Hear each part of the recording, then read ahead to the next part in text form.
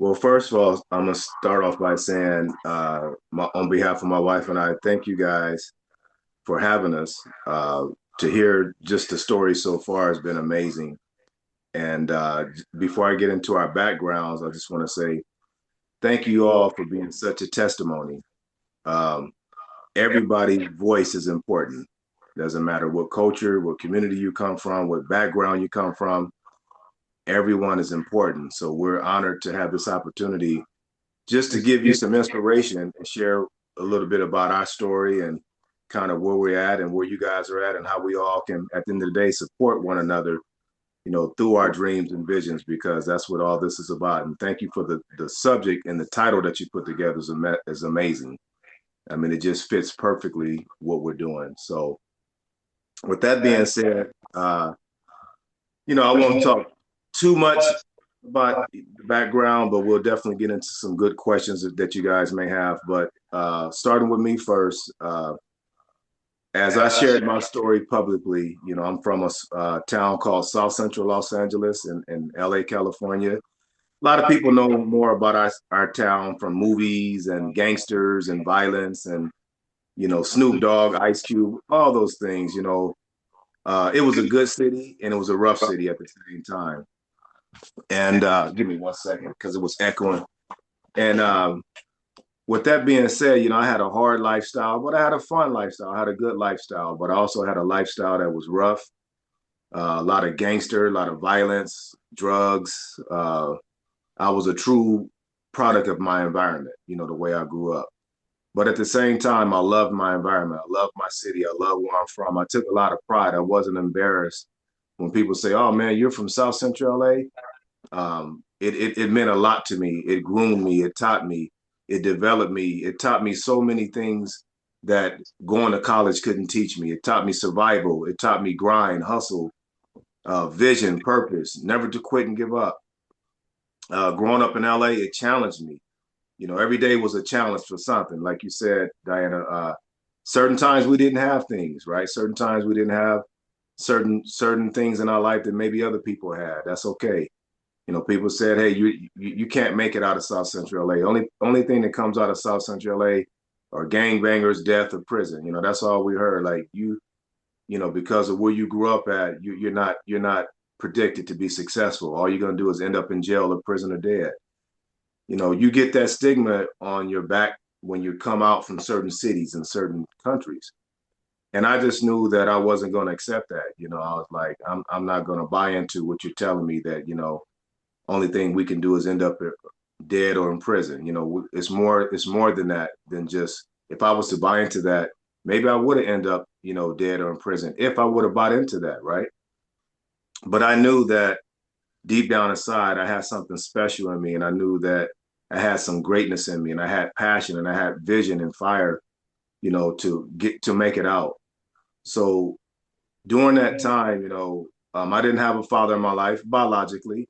And that was tough on me. I have to deal with that at the same time because when you grow up in certain parts of LA, kids can be brutal. I mean, they were bullying you, they would tease you, they will make fun of you, hey, you don't have a father in your life, just all these things that I went through mentally and emotionally. And it was tough, and I could have let those things really take me over, but I didn't. I was like, I'm better than that. And in due time, I had a great mother that raised us. My brother and I, my older brother and I, great mother that raised us. Taught us a lot of value, a lot of purpose. Taught us grit, taught us grind and fight. I remember her going through her relationships, her boyfriends back and forth. And I remember us getting kicked out of houses and walking down the street with our clothes and go to my grandmother's house because that's just how we grew up. But she never stopped fighting for us. She never stopped believing in us and telling us, hey guys, we're gonna make it. We're not gonna quit. We're not gonna give up. So it started with my mom and having a strong grandmother in my life too, who always took us in.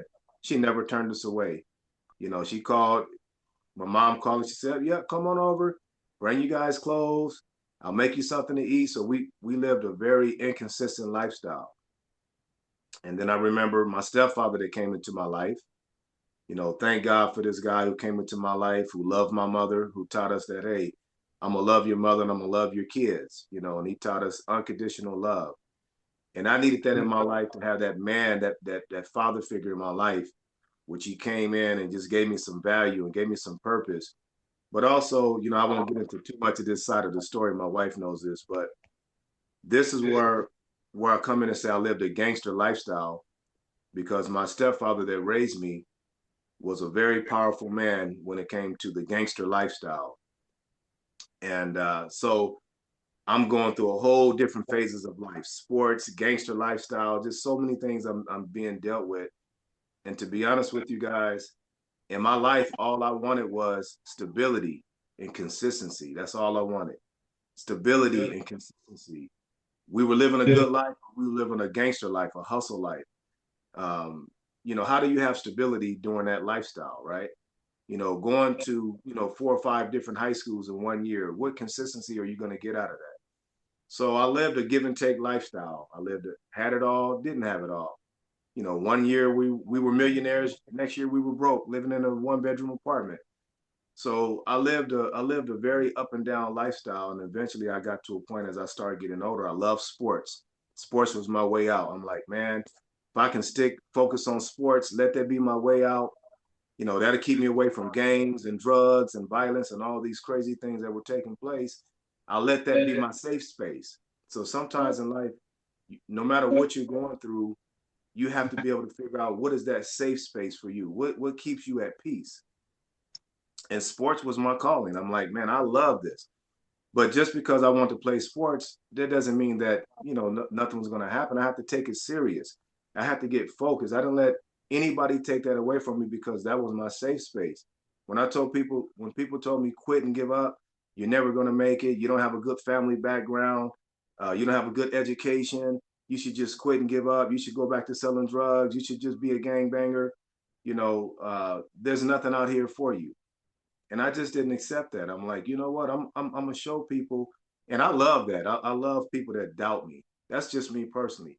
I love people to tell me that I can't do it, because it thrives me, it motivates me, it drives me to become great. Don't be afraid of that, right? So I took that as a challenge, and I worked hard. I got myself together mentally, emotionally, physically. I started surrounding myself with pretty good people around me. And really, I just put my head down and I start grinding. I start working. I start allowing myself to accept that. And there's another thing. Don't be afraid to accept that God has called you to greatness. I accepted it. Even at an early age, I said, God, I know that you gave me something special. I don't care if people believe it or not. I'm going to put my head down. I'm going to trust in you. I'm going to fight the good fight. I'm going to keep grinding. I'm going to keep driving. And eventually, look what God did. He took a young man like me from a community like I had, from a lifestyle that I had. Not only, forget about the accolades and the fame and the fortune. The most important part that he did for me personally was he allowed me to have a relationship with him, with God. And when I had that relationship with God, he began to open doors and do things that nobody couldn't do. I just had to do my part. So with that being said, yeah, we're a spiritual family. We put God first in our life. We trust in God in everything that we do. But we also have seen the growth that God has done in our lives. Okay, we've seen what he's brought us out of, what he's delivered us from, what he has healed us from, what he continues to do, and the people that he put in our life. It's not by accident that Miss Diana, we're on a call with you today. We believe that that was divine purpose through God. Some people come here with the wrong mindset, with a bad attitude. They come in not knowing why they come to places. You know, we service thousands of people that come to Scottsdale for our event that we put on. Thousands. We know we can't please everybody, right? But my wife and I always say, God is going to bless the right people that need to be here. And the people that don't need to be here, guess what? They didn't show up. We're okay with that. So the point I'm making is going through that journey, trusting in God, looking at what he's doing for us today has been a true blessing, a true miracle, and so honored to share our story. We talked about all of you guys on this call. I have not probably met some of you. I'm looking forward to meeting you, my wife and I. But I can tell you right now, guys, never be afraid to be a testimony. We all have a story. We all have a testimony. And if you don't share your testimony, a testimony sometimes is a matter of life and death. You never know who needs to hear it. I went to the NFL years ago. I said, hey guys, make my story public. A lot of my stuff was private. I said, make it public. I want thousands of kids from South Central LA, black and brown community, minorities to know that if I made it out, they can make it out. But I got to tell my story. I can't be ashamed or embarrassed or prideful. I got to tell my story. I'm very transparent about my story because I believe that if I made it out, you really can't make it out. When you hear my wife's story about, won't get into her story a little bit, but where how she made it through, right? We all have a testimony, and that's why I was so honored to be on this call to hear you guys. Now, I know I didn't hear everybody, but so far it sounds like wow, you guys are sharing your story, you sharing your testimony, and I just want to be an inspiration today with my wife and I. You know, I'll answer some questions, but my lifestyle is it's a book. Okay, it's a movie. My wife knows it. It's a documentary. It's all of that. I can't give it all to you today, but what I will give you is that I made it. I made it, guys. I made it out, and I made it out because I'm a visionary. I'm an innovator. I'm a believer. I'm a go-getter. I believe that we all have greatness in us, and you let no one take away your greatness. I don't care who downplays you, who comes against you, guys. You are all great. I, I say this real quickly. I say this jokingly, but I want everybody to do this. So everybody raise their hand up, then hold your thumb up. And I always say this jokingly, if you don't have a hand or a thumb, then raise your toe up, okay? So I say this, guys, that think about how powerful our thumb is, okay? Everybody in the world that has a thumb, they can raise their thumb up. They all have their own fingerprint. You can have a twin, you can have a triplet, you can have a brother that look like you can have a best friend that look like you. We all have somebody that look like us around the world, but guess how good God is? He gave everybody your own fingerprint to be able to stamp it on the game of life and say, that's how important you are. But if we don't use our fingerprint to stamp it on the game of life, what are we doing? You understand? That's how powerful we are. That's how powerful God is. We have our own fingerprint of greatness. So what I would say to you ladies and men that's on this call, Diana, I will tell you this right now. You're making me so excited about the retreats that you guys are doing. I think I'm gonna put a wig on and become a part of the club, okay? You guys are doing some great things.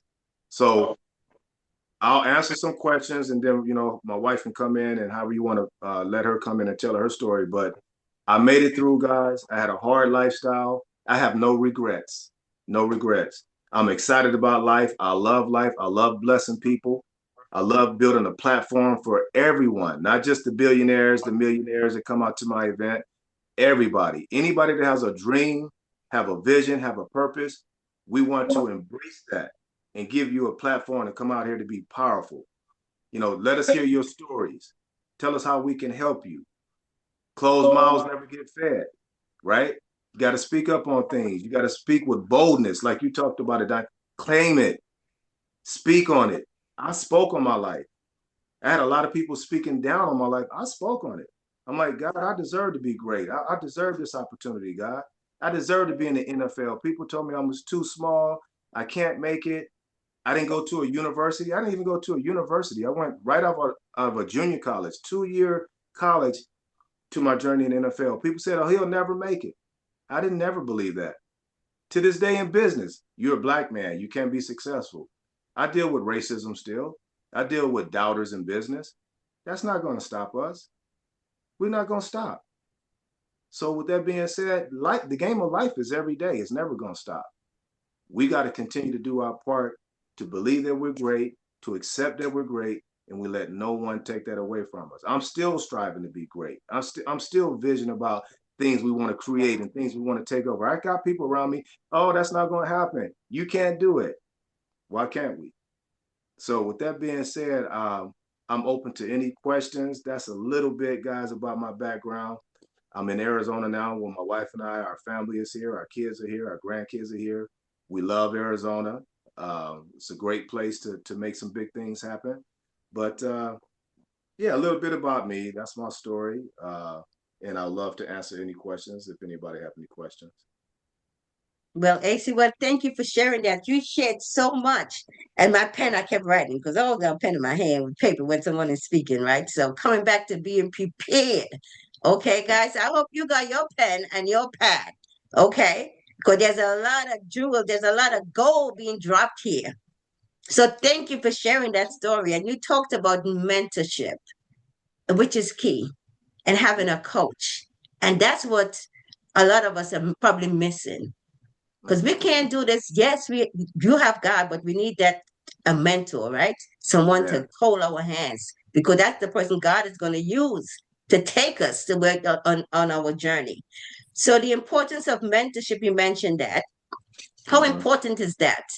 Or how important is that was that for you? Mentorship, was everything. I mean, it was everything. And you can't be afraid to be a mentor to someone and be willing to forget your pride. Let your pride go. We all need a mentorship. Okay, I'll kind of use this as an example, just talking about mentorship, okay, and greatness. My mentorship was the owner of the Oakland Raiders, Mr. Al Davis, God rest his soul right now. But he was following me ever since junior college. He was following my career, and and he brought me to LA and said, "Hey, if you do A, B, C, D, and E, I'm going to sign you to a contract, and I want you to come back home to LA to be a Raider." And I thought I was just going back home to LA to be a Raider in Oakland for football, but he became my mentor. Like he literally pulled me aside and started talking to me every day. He started talking to me about life, about business, about just don't be a professional football player, become an entrepreneur. He started investing time into me and his mindset, telling me about his background, like you said, those golden nuggets that money couldn't buy.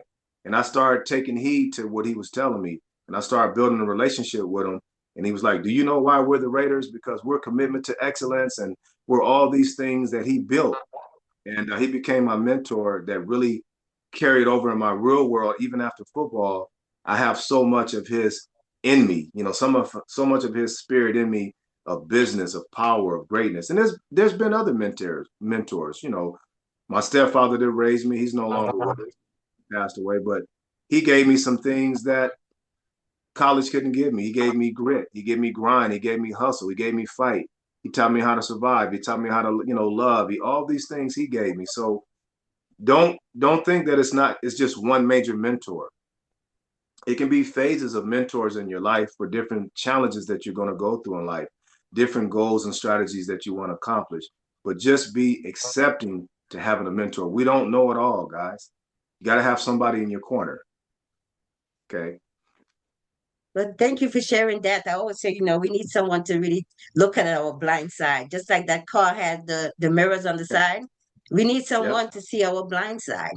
So I'm really so appreciative of that answer. So Olga, are there any questions in the chat? Guys, let me ask you, this is a great opportunity here. And I forgot to mention that the person who invited the most will get a 15-minute call one-on-one with AC. We've been tracking that. Okay, so this is really exciting. And this is what we want to bring to you. We want to be able to share and give you what we got, and allow others to share. Okay, so any questions in the chat, Olga, or if anyone have any questions, put your hand up, your reactive hand, and that's in the bottom of your screen, or you can just raise your hand and ask your question. Christy is asking how many kids you have and what are the ages. Oh, that's a great question, man. We have what, about 5, 6 kids. We have grandkids. So we're on the grandkids now. So which has been right, babe. We got what, how many grandkids? 6 grandkids, I think. So we have 3 boys, 2 girls. We love our kids, and they're all doing their thing as well and learning life, still learning life, going through life. But we're on the grandkids, and when you have grandkids, guys, I don't know if you have grandkids yet, but it's a different perspective. It makes you feel like your purpose of why you're here on life, right? So that's another phase of motivation that just pumps us up to be great is our grandkids. Awesome. I see Teresa got her hand up. You said something that was very powerful. Not to be afraid of your greatness. And when God gives you such a vision of where He wants you to go, um, is which is something that I'm standing in the fear of it. Um, what suggestions do you have to help me get over that fear? First of all, Teresa, great question. Where are you from, Teresa? What state are you in? I'm in New Jersey. New Jersey? Okay, there Yeah. you go. Born and Hey, raised in New York, though. okay, I got you. I got you. Well, that's a great question. And so, from hey, Miss Sandy, Miss Sandy. So we're a very spiritual family, and obviously, every day my wife and I we pray, we talk about, we bind and rebuke Satan out of those fearful moments, right? Greater is he that is in us than he that is in the world, right? We speak those scriptures, we cast those fears out and those doubts out because God doesn't give you a vision and a purpose to have you fearful and to have you stagnant. Like, no, we know that the devil is to try to deceive. He wants to hold us back. He wants to put that doubt, that fear, even within ourselves. We don't even need anybody around us because it starts with ourselves. And that's why what I would want you to do, Miss Teresa, is, first of all, we got to rebuke the devil out of our lives every morning. Say, hey, we cast you out. We claim in victory. We declaring this day to be victorious over us, right? Any doubters around you, any spirits around you that's haters, that's doubters, that don't want to see you, so you got to cast that stuff out and you claim that thing, man. You speak it, you keep speaking it. Okay, you speak over it and say, hey, I deserve greatness, God.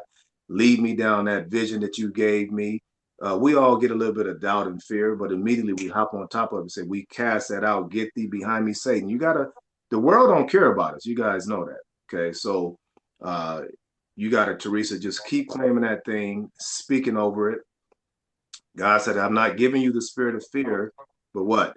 The power, the love, and the sound mind. Why would God say he gave us the power? He gave us power.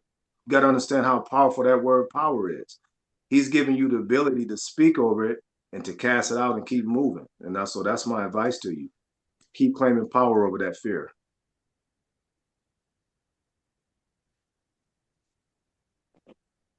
I thank you for that because I am a preacher, I'm a minister of the gospel, that I just enjoy sharing the word of God. I don't get many opportunities to, but I do know that God has greater things for me to do, not only in the building, but outside of the building. And I'm looking forward to ascending. Thank you, Diana, and going high and high and doing the work for the Lord. Thank you. Amen. Amen. Thank you, Teresa. Now we got Sandy. Sorry, before Sandy, Miriam is asking, she would like to know more about your involvement of empowering men. Sure. Well, I think, not think, I know, men are important people, right? We take the responsibility of headship, and we have to, and I deal with men on many levels, from just being a man, sports, all kind of things where guys, we're struggling, guys are struggling right now in a lot of areas, mentally, emotionally, depression, and we got to try to build our men back up and know that they're kings and we're great and we're deserving, and we're going through a lot right now in the men culture. And the best way for me to do is fellowship. I try to make sure I sit on my NFL boards and all kind of boards, being around men, inviting guys out to come out and network and to speak and make sure that we're lifting their spirits up and holding each other accountable to greatness, because we can't lose our men, and so my heart and passion is always for the guys. Love what the women are doing, love what you guys are doing, but we also can't forget about our guys. We need fellowship too, right? Iron sharpen iron. We need mentors in our life. We need time to come together and bond and talk about how can we become better men, husbands, fathers. What are we struggling with? I mean, we need that too. So that's a great question, but I always make myself available for guys to make sure we have vehicles and platforms and events to go to so we can lift each other up so we can be great.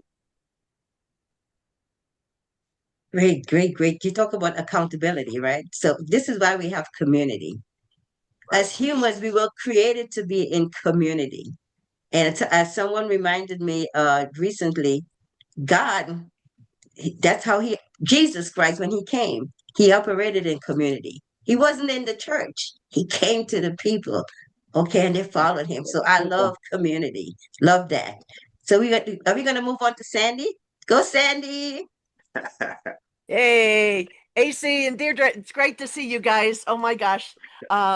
So AC, I want, you're such a blessing. God has used you in so many ways, and you're such a man of God. Thank you. You keep going, talking to those men. They need to know who they are and that we need them to be in their place in this world. So anyway, I wanted to ask you, AC, with all your success, I'm sure you had many people through your life, even with your work now and everything, wanting to sabotage you, wanting to take you down because of the competition and everything. How did you deal with that through your life as a man of God, and just being able to keep your focus on where it needs to be, and not, how did you not let those guys get in your head and, mess with you?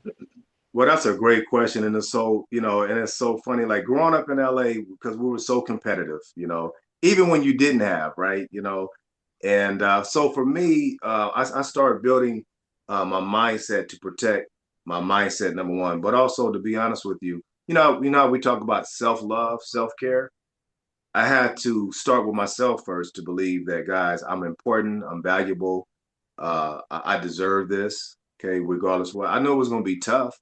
Um, so I had to learn how to manage and deal with the haters, the naysayers, the non-believers. And I got to a point where I got so used to it where I started using it as fuel.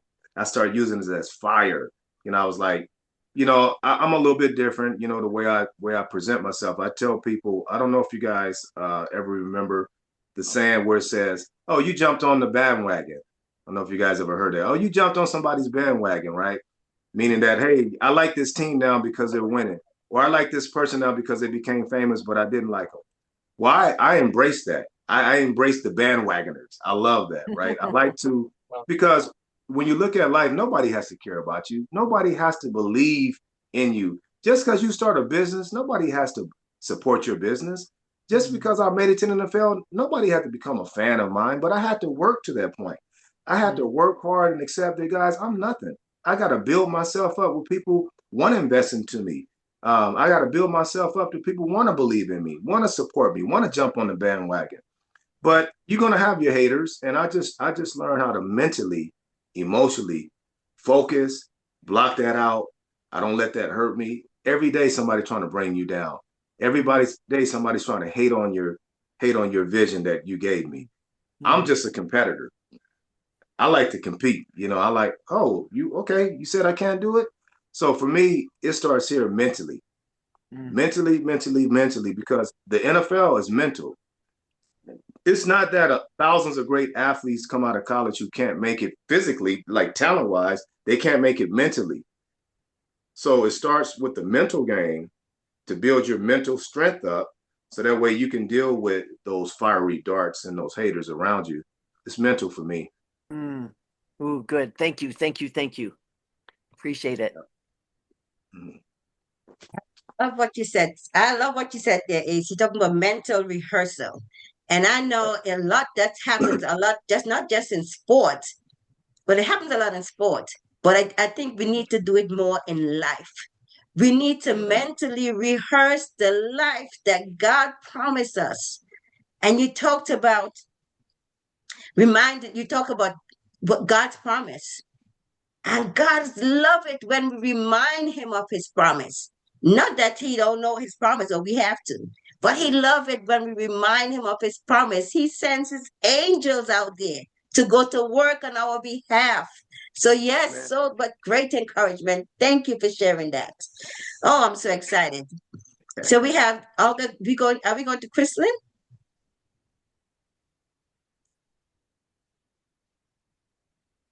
Yes, we are. Okay. Hi, AC. First of all, I met you at the Million Dollar Mingle. I am from Nassau, Bahamas. And so it was a pleasure meeting you at that event. I totally enjoyed it. Looking forward to attending again. And you basically answered the question that I wanted to ask you is, what did you have to release in order to rise? Ooh, that's powerful. I like that question. And that's so perfect because I think that not I think I know that you have to self-deny yourself. Obviously, we're talking more spiritual now, right? You have to, deny yourself so that way uh God can take you where he needs to take you, that no one else can even touch you. Okay. And for me, that was really, I think, around coming into later high school years, going into my junior college year.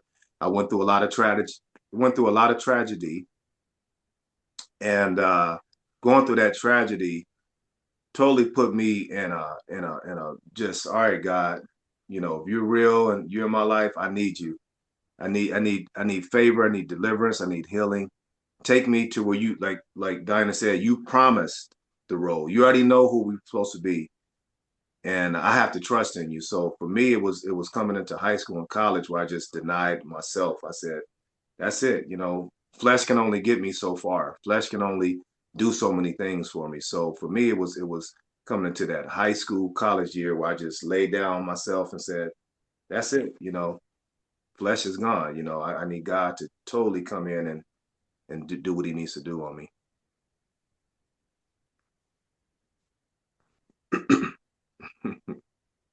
But great question. Thank you. Thank you. Thank you for that question, Chrislyn. And you talk about die to self, right?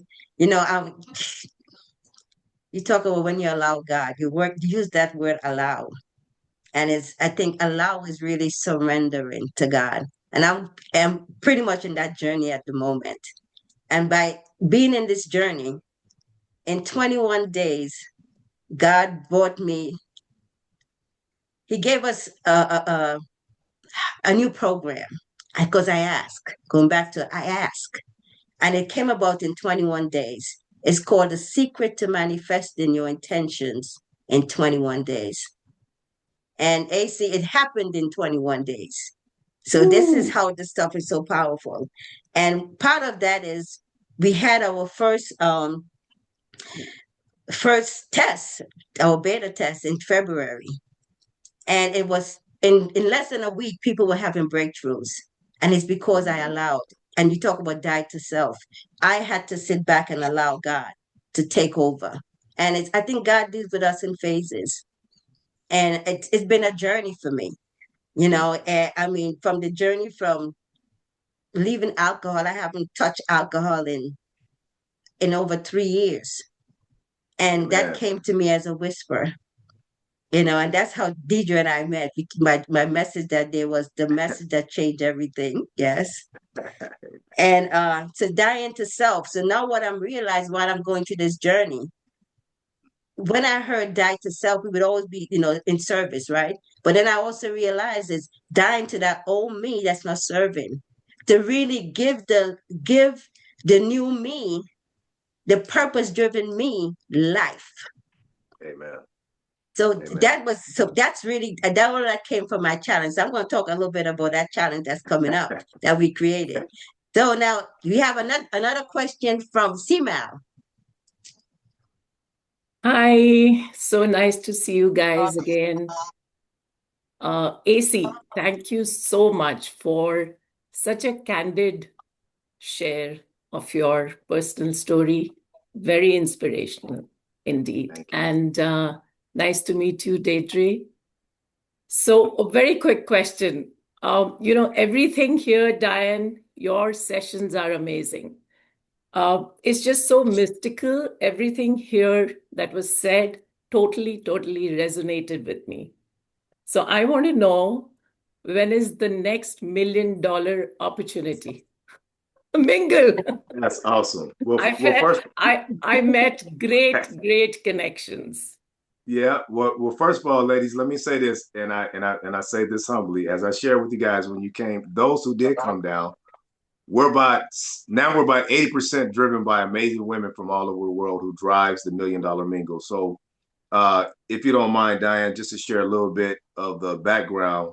So those ladies, and not only ladies and men who want to attend, we do this here in Scottsdale, Arizona. We do our annual $1 Million Mingle celebrity charity fundraiser where we're raising money for great minority charities, but putting on some great events.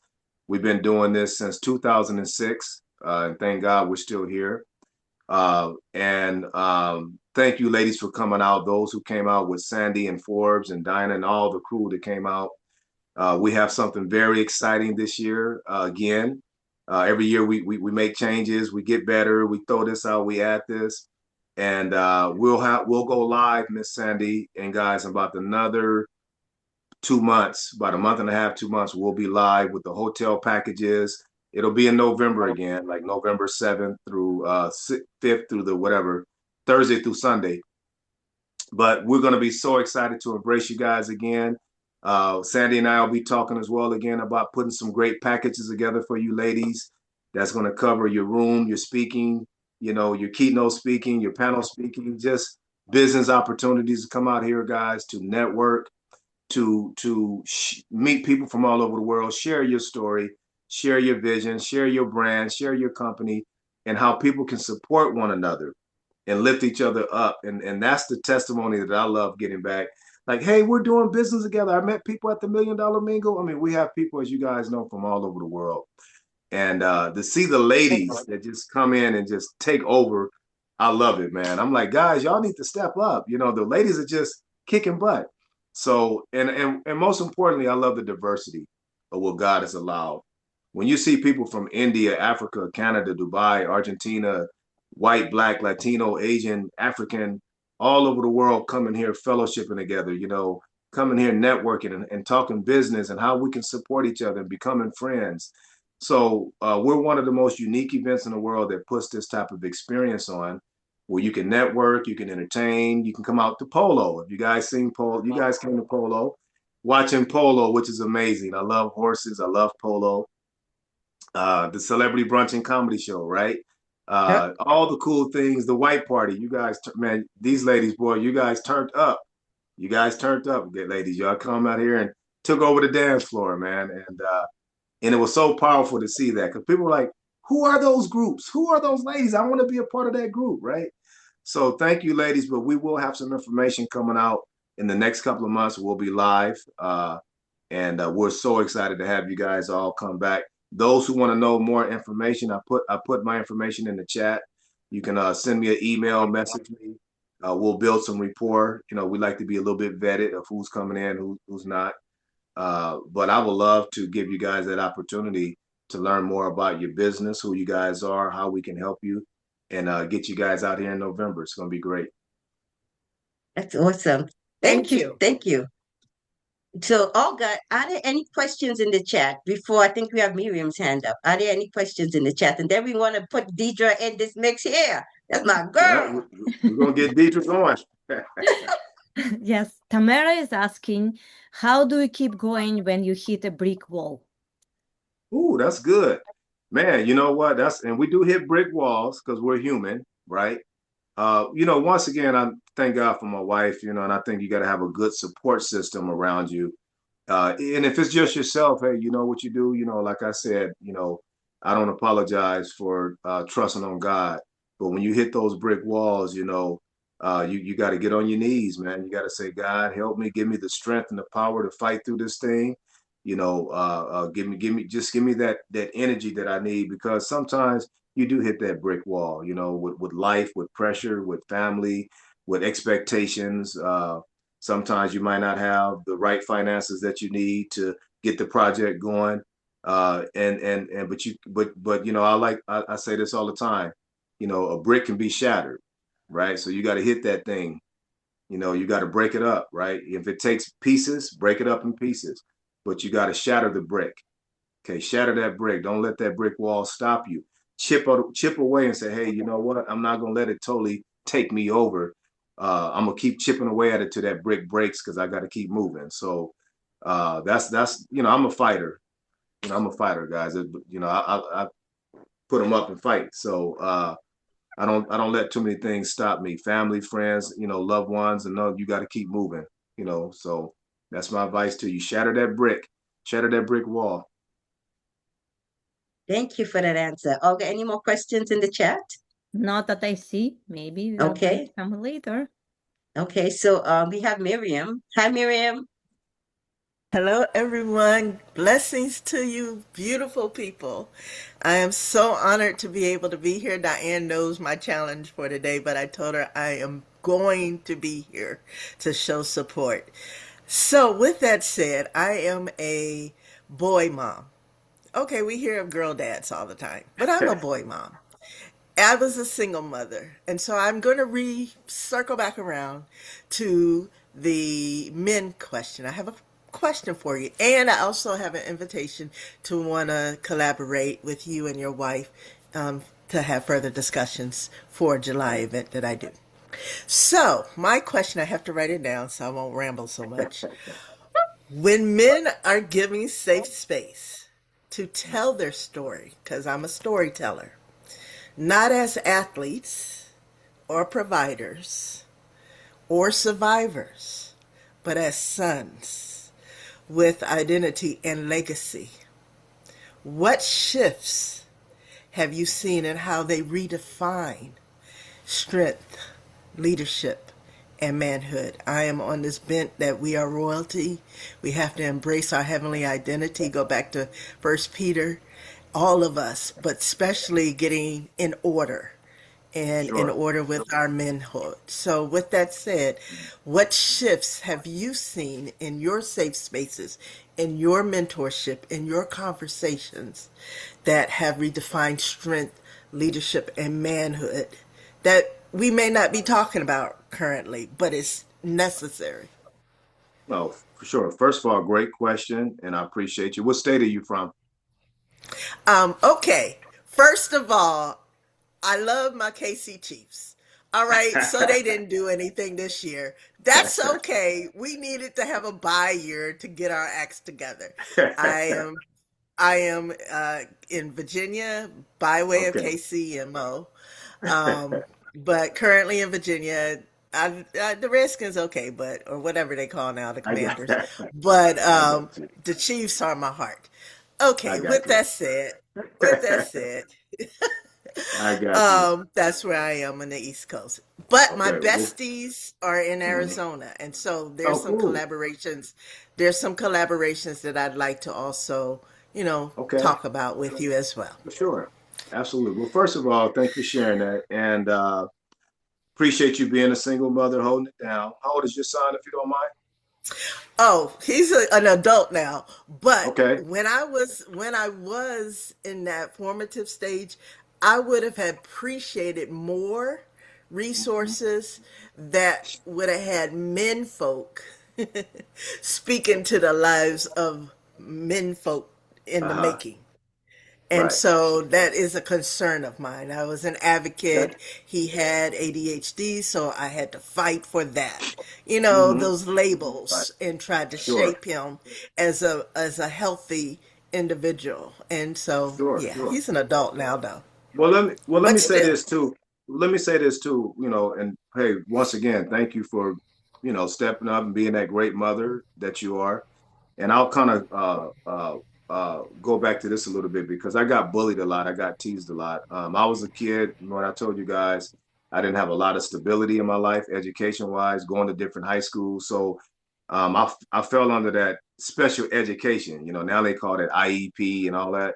And I Yeah. really, it was tough on me, but once again, I believe that, I didn't let anyone take that spirit away from me that I can be successful and make it. I had to believe in that because there were so many negatives around me and so many doubts around me that I should have failed, right? And a lot of that was my education, because unfortunately, when you look at the NFL, the National Football League that I played in, 75% are minorities, which are blacks. And out of that 75%, about 45% comes from poverty. Okay, single home, single family, father in jail, no parents, foster care, blah, blah, blah, blah, blah, when you hear the story. So a lot of things was against us. And that's why it was important to share our stories with you guys, that how we made it through. And I think going back to your question, as a man, as a young man, a man in general, be honest with you, once again, I didn't have a lot of people in my life, a lot of good positive mentors in my life, uh, during my, to say how you should make it and be successful. Um, I turned to God. I turned to the book of Psalms, right? I turned to the book of Proverbs, and to find out what it means to be a man, know my place in life. I'm not a she-man. I'm a man.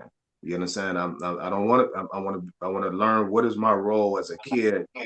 How to take my place as a man, how to be a provider, a loving, friendly, this, that, blah, blah, blah, blah, blah.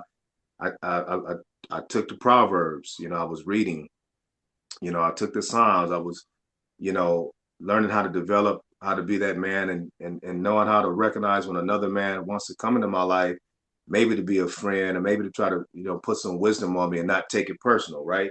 Some people are prideful. Guys are very prideful. Guys are very keep your hands up, like you can't tell me nothing, and sometimes that hurts us. It hurts us as who we're gonna become as a husband, as a father, as a community leader.